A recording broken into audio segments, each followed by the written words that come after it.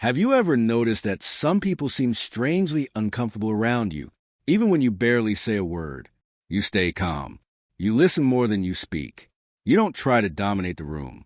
And still, certain people react to your presence as if something about you unsettles them. Not everyone. Usually the same types of people. The ones who constantly need attention. The ones who control conversations without anyone noticing. The ones who become uneasy the moment they can't fully read someone. And here's what makes this interesting. Most manipulative people aren't actually threatened by loud personalities. They're threatened by emotionally grounded ones. Because calm people create uncertainty. And people who rely on control tend to hate uncertainty, especially when someone seems secure without needing approval from anyone around them. In this video, you'll understand the 5 quiet behaviors that often make toxic people uncomfortable, and why some of the psychologically strongest people are usually the ones saying the least. One of the first things emotionally manipulative people notice is when someone doesn't feel the need to justify every decision they make. Most people over-explain why they said no, why they took too long to reply, why they feel the way they feel, and most of the time, they're not explaining for clarity. They're explaining because they want permission to be understood. But emotionally grounded people often communicate differently, clearly, briefly, without trying to convince everyone. And that changes the dynamic immediately, because people become easier to manipulate when they constantly seek reassurance. Guilt works better on them. Pressure works better on them. Emotional confusion works better on them. But when someone stays centered without defending every choice, those tactics lose power. What's interesting is that this kind of emotional independence is often interpreted as confidence, even when the quiet person doesn't fully realize they're projecting it. In a world where many people constantly explain themselves just to avoid disapproval, someone who simply doesn't need to stand out immediately. Many toxic personalities depend on quick emotional reactions. They want instant responses, instant validation, instant proof that they affected you. That's how they measure control. But quiet people often pause first. They observe the tone behind someone's words, the shift in someone's expression, the contradiction between what a person says and what their behavior reveals. A forced smile, a joke that carries hidden hostility, a sudden personality change depending on who's in the room. And because they don't react immediately, manipulative people often become uncomfortable around them, because emotional manipulation works best when reactions are automatic. Observation interrupts that process. Someone who watches carefully before responding becomes much harder to emotionally influence, not because they're cold, but because they notice patterns before emotions take over. And that unpredictability creates tension for controlling personalities. They can't easily trigger someone they still haven't figured out. This is often the behavior toxic people struggle with the most, because emotional intensity is one of the oldest forms of psychological control.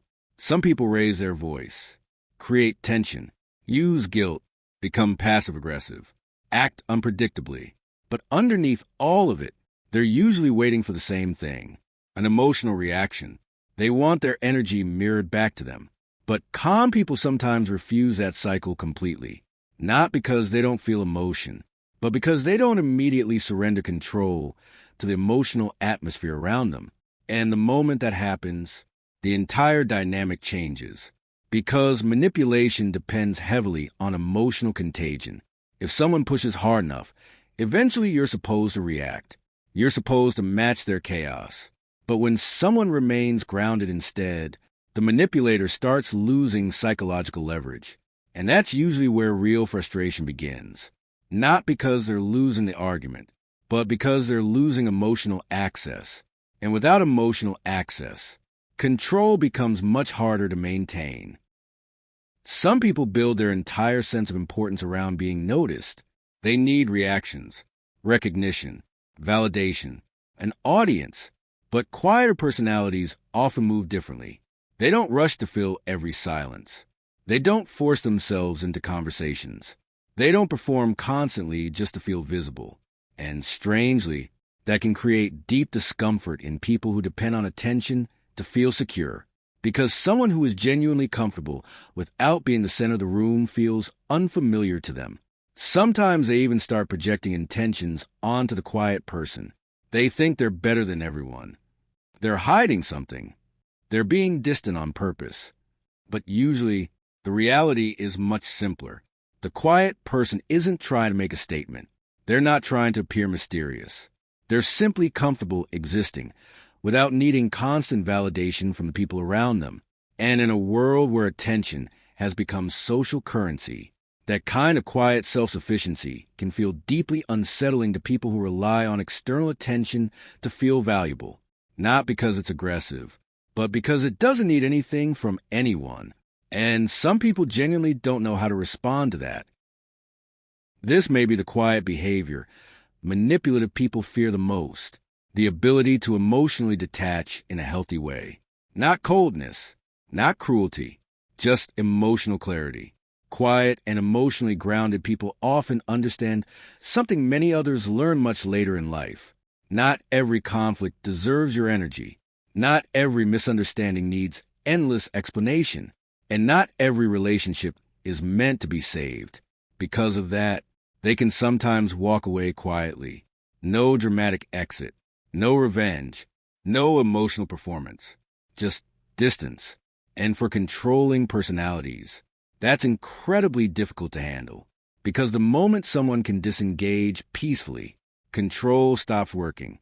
There's no emotional handle left to grab onto, no guilt to exploit, no reaction to feed from, only silence. And sometimes, silence is far more than anger ever could. Now, being quiet doesn't automatically make someone wise, or emotionally healthy, or psychologically strong. But there's a reason certain manipulative personalities react intensely to calm, emotionally grounded people. Quiet behavior creates ambiguity, and people who depend on emotional control tend to become deeply uncomfortable around ambiguity, especially when they can't predict someone's reactions. So if people have ever responded strangely to your calm, to your silence, or to your emotional independence, maybe it isn't weakness at all. Maybe your presence quietly disrupts dynamics built on emotional control. And sometimes, the people who seem the easiest to overlook are actually the hardest to manipulate.